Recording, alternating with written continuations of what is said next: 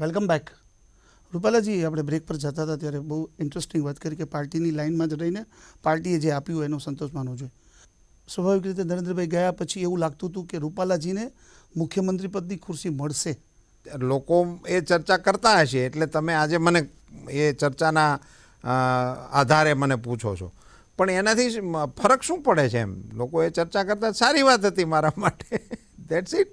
ને પણ એક મહત્વાકાંક્ષા હોય ને, કારણ કે આપણી બાબતમાં જો કહેવામાં આવે તો આ 2 વખત રાજ્યસભાના સાંસદ, 1 વખત પાર્ટીના પ્રમુખ, 3 વખત મિનિસ્ટર, 3 કે 4 વખત ધારાસભ્ય. તો હવે બાકી શું રહ્યું? જે કોઈ રોલ મળે એ રોલ કરવાનો હોય છે. આખી નાટક મંડળીમાં બધાએ રાજા જ થવાનું હોય એવું ના હોય. કોઈ કે પડદોય પાડવાનો હોય ને, કોઈ કે સેનાપતિ થવાનું હોય ને, કોઈ કે નાયકે થવાનું હોય ને, કોઈ કે ખલનાયકે થવાનું હોય. તો આખી ટીમનો આ શો છે ભારતીય જનતા પાર્ટીનો, અને એમાં કોઈ એક પદની ખ્વાહિશ રાખવી એને બદલે એ ટીમનો ભાગ હોવું એ ખૂબ અગત્યની વાત છે. અને તમામ કાર્યકર્તાઓએ આ બાબતનું ધ્યાન રાખવાની આવશ્યકતા છે કે જ્યારે એક આખો શો થઈ રહ્યો છે તો શો મસ્ટ ગો ઓન. શાહબુદ્દીનભાઈ કહે છે આ શો ચાલુ રહેવો જોઈએ. વારંવાર હું દિલીપ સંઘાણીના વાત ઉપર આવું છું. મેં આપણે પહેલા કીધું કે તમે એ મારો ભાઈબંધ છે એટલે આવવાનું છે. વીરુ ને જય છો તમે બધા લોકો એવું એમાં કઈ ના જ નથી. દિલીપભાઈ સંઘાણીને કોઈ હોદ્દો નથી અત્યારે. જી 2014માં તમે છેલ્લા રાજ્યસભાના સાંસદ તરીકે રિટાયર થયા. જી રિટાયર થયા તો એવું કહેવાય જ નહીં, રૂપાલા કોઈ રિટાયર થતા નથી. તો 2014 થી 2016 બહુ લાંબુ ગાળો પછી રાજ્યસભાનું સાંસદ. શું એવું બન્યું કે આ 2 વર્ષનો લાંબો સમય વીતી ગયો? એટલે એમાં મને તો કશું વીતી ગયું હોય એવું નથી લાગતું, અને એમાં કશું ન મળ્યું હોય એવું નથી લાગતું. મને જે પાર્ટી તરફથી દાખલા તરીકે મળ્યું એનું લિસ્ટ હું અન્ય કાર્યકર્તાઓની સાથે સરખાવું તો શું થાય? પણ રૂપાલાજી, ખરા દિલ ઉપર હાથ રાખીને કહ્યો કે રાષ્ટ્રીય કક્ષાના હોદ્દા મળે એની કરતાં સ્થાનિક કક્ષાએ આપને વધારે કંઈક સારું મળ્યું હોય તો વધારે ડિલિવર થઈ શકે ને. પણ હું પક્ષનો પ્રમુખ રહી ચૂક્યો છું. ગુજરાતનો સર્વોચ્ચ હોદ્દો એને પાર્ટીના પ્રમુખનો હોદ્દો આપ કહી શકો. તો એ પદ પણ પાર્ટીએ મને આપ્યું છે અને મેં એ પદ ઉપર પણ કામ કર્યું. રિપીટ ન થઈ શકાય? અરે પણ એટલે એનો અર્થ તો એ થાય ને કે પછી હું જ હોઉં તો મને જ પદ હું ન હોવું જોઈએ. એ તો ના જ ચાલે ને. એમ એ તો યોગ્ય નથી ને. એ પદથી હું વંચિત તો નથી જ ને. તમે જે વાત કરો છો એ પદ પર પણ મેં કામ કર્યું છે. પાર્ટીએ મને એ કામ કરવાની તક આપી છે. તમને 2 વર્ષ દરમિયાન કઈ ન મળ્યું તો તમે એક વફાદાર સૈનિક તરીકે કામ કર્યું. પણ મારે કહેવું નહીં જોઈએ. કેવું ન જોઈએ? ન મળ્યું એમ કેવી રીતે કહી શકો? હું જે Bharatiya Janata party ruling party all ઇન્ડિયાની હોય એના વાઇસ પ્રેસિડેન્ટ પટે પાર્ટીએ મને રાખ્યો છે ભાઈ. આજે છું. અને અત્યારે જે પ્રકારની પરિસ્થિતિ છે 2017નું તમે શું ચિત્ર જુઓ છો? સાચું ચિત્ર? હવે હું કહું એને તમારે સાચું માનવું પડશે. માનશો નહીં તો 17ની ચૂંટણી ગુજરાતમાં ભારતીય જનતા પાર્ટી ખૂબ સ્પષ્ટ રીતે જીતશે, સ્પષ્ટ બહુમતી સાથે જીતશે. ભારતીય જનતા પાર્ટીની સામે કોઈ પણ અવરોધો આવશે તો એને ભારતીય જનતા પાર્ટી ભરી પીશે. એ પ્રકારે ભારતીય જનતા પાર્ટીએ તૈયારી કરી લીધી છે. અને અત્યારે જે બધું છે વ્યવસ્થા એ બધું સલામત અને સરસ છે એવું આપવાનો છો ને? સલામત અને સરસ છે એમ કહેવું યોગ્ય નથી. અમારી સામે પડકારો છે જ. અમારી સામે ચૂંટણીના પડકારો છે, અમારી સામે પાર્ટીની કેટલીક બાબતોના પડકારો છે, અમારી સામે વ્યવસ્થાને લગતા પણ કેટલાક પડકારો છે, પણ એને ભરી પીવા માટે પાર્ટીએ તૈયારી કરી લીધી છે.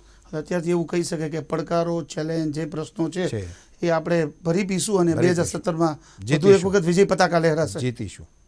છાતી ઠોકીને ડંકાની ચોટ ઉપર જીતીશું. એનું 2-3 કારણો આપના ધ્યાને પણ તમે હવે પૂછ્યું છે તો કહું. નાનું ઘર જે હોય ને એમાં તો હંપ હોવો જોઈએ, અને વિરોધ પક્ષ તરીકે વધારેમાં વધારે આવશ્યકતા હોય છે.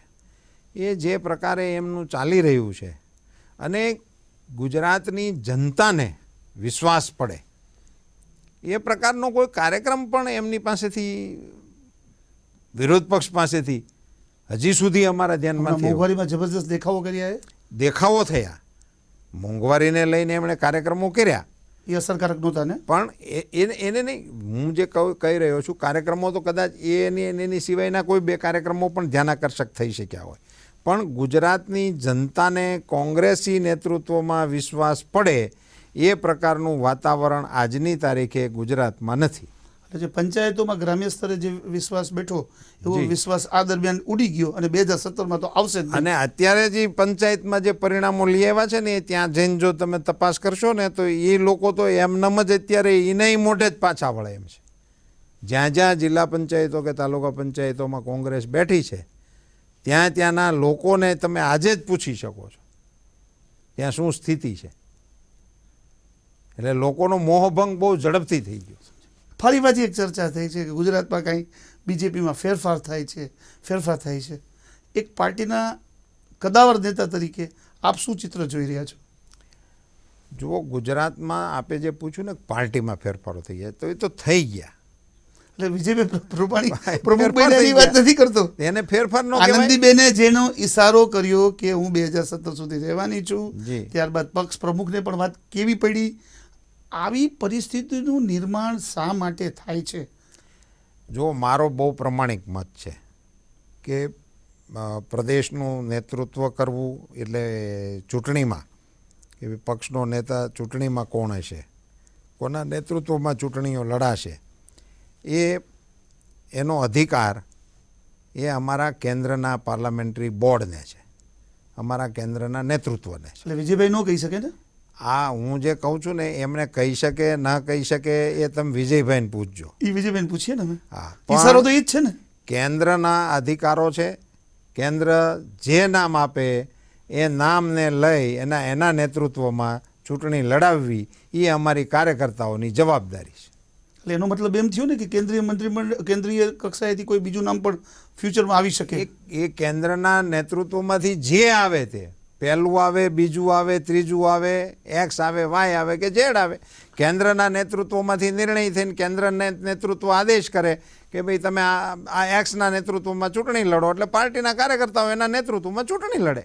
એટલે 2017 આ સિલસિલો છે અને આ ફેક્ટ છે. 2017નું શું લાગે છે?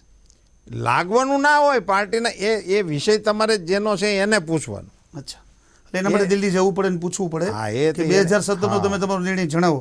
બિલકુલ, એ તો પણ પાર્ટીની તમારી સમીક્ષાઓમાં આમ જ તો તમારો એજન્ડા જ હોય જ છે જ ને. અત્યારે કેમ યુપીમાં પૂછો છો તમે? અમને પૂછો જ છો ને યુપીમાં કોણ તમારા કોણ નેતા? તમારા નેતા છે. ગમે તે જે રાજ્યમાં ચૂંટણી હોય ત્યાં પૂછો જ છો. તો એટલે ત્યારે તમે યુપી વાળાને પૂછો છો, તો તમે UP કેન્દ્ર વાળાને પૂછો છો, તો આ અમને ગુજરાત વાળાને શું કામ પૂછો છો? ઘાણી કાં કરો? તમારો પ્રશ્ન જેનો છે એમને પૂછો ને. તો આપણે અને જે આ બાબતમાં પણ કેન્દ્રના નેતાઓ અમારા એકદમ સ્પષ્ટ છે. એટલે એ જે ગાઈડલાઇન્સ આવશે એ પ્રમાણે અત્યારે તો અમારે મોહાળ જમવાનું માં પીરહણે છે. એટલે અત્યારે જે બજારમાં ચર્ચાઓ ચાલે એ માત્ર અફવા જ છે ને? અત્યારે જ મેં તમને કહ્યું એ પ્રકારે કે એ બધી એબ્સર્ડ વાતો છે. એટલે એ વાતોની સાથે શા માટે આપણે આપણી જાતને જોડવી જોઈએ? રૂપાલાજી, આપે ફેસ ટુ ફેસમાં દિલ ખોલીને વાત કરી, આપનો ખૂબ ખૂબ આભાર. થેન્ક યુ, નમસ્કાર. અને તમારા ટીવીના દર્શકોને જાજાથી રામ રામ. તો આ હતા ગુજરાત ભાજપના આખા બોલા અને સ્પષ્ટ વક્તા પરસોત્તમ રૂપાલાજી, કે જેમણે એક એક સવાલનો બેધડક જવાબ આપ્યો. અત્યારે બસ આટલું જ. આવતા સપ્તાહમાં વધુ એક સેલિબ્રિટીને કરીશું સચોટ સવાલ. વધુ સમાચાર માટે જોતા રહો ETV ન્યૂઝ ગુજરાતી.